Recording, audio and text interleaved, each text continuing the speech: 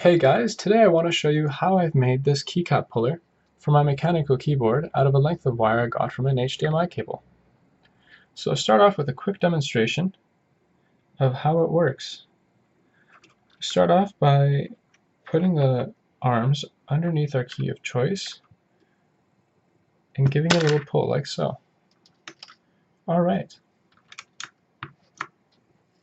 I started off by taking a length of wire, maybe just under a meter, and grabbing one end, we slide it underneath one of our keys. Now this bit is to gauge the length that we want for our key puller.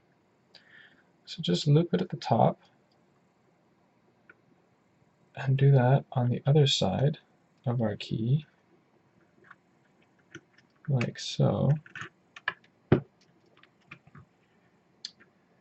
So once you've done that, you should have at the top a loop and two ends like that.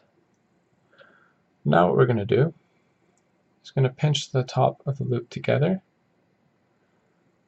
We're going to grab one of our ends, like so, and we're going to wrap our end over the top of the loop, leaving just a little tiny hole big enough for our wire to pass back through. And now you're going to wrap that maybe 3 or 4 times,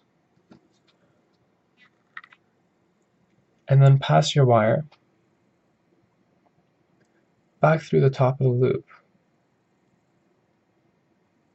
like so. Tighten that off, and then we're going to make a simple knot at the top for our finger to pass through.